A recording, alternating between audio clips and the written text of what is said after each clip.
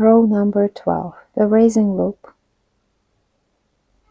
a single crochet into the same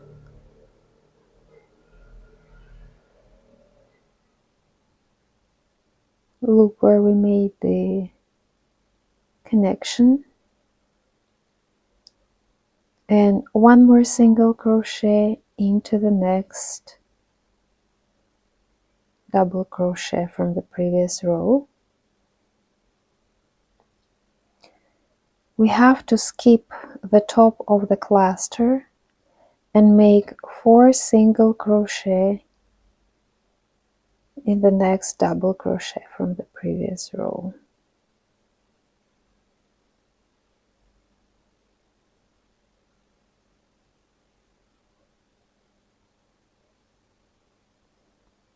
We skip the top of the cluster and we make other 4.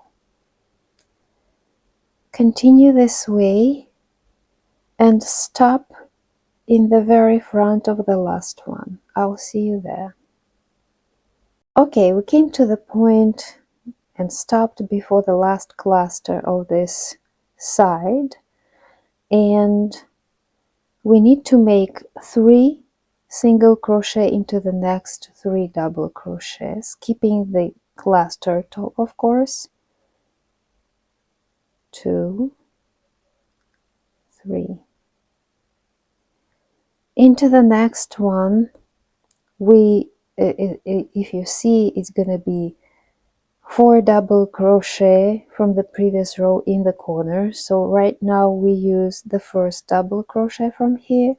Into the next one we make 2 single crochet into 1 double crochet, and here we have to work with the group of those 4 ones, making the cluster like here the same.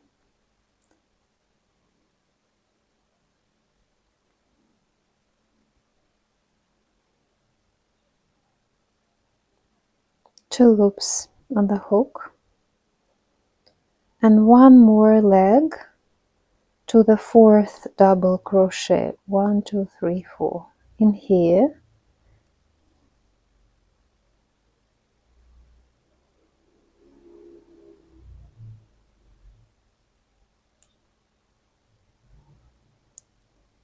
So into the next double crochet we make 2 single crochet into 1, then we continue 1, 2, 3 single crochet. 1, 2, 3, and as usually we pass and skip the top of the cluster. We make 4 single crochet into the next double crochet from the previous row.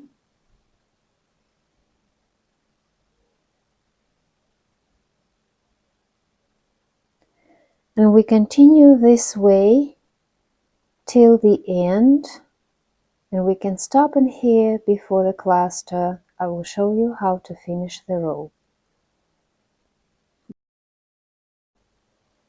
Okay, we are almost at the end of the row.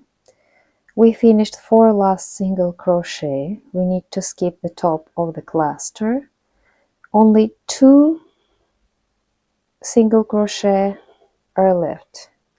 1, 2, and we make a connection to the first single crochet of this row. Connection loop. You can actually stop on this moment, but if you want to see the final result, there are only 2 rows left for this type. But I actually also like this type without any additional elements because it looks very neat. Okay, I anyway see you in the next row to show you how it's gonna look in the end.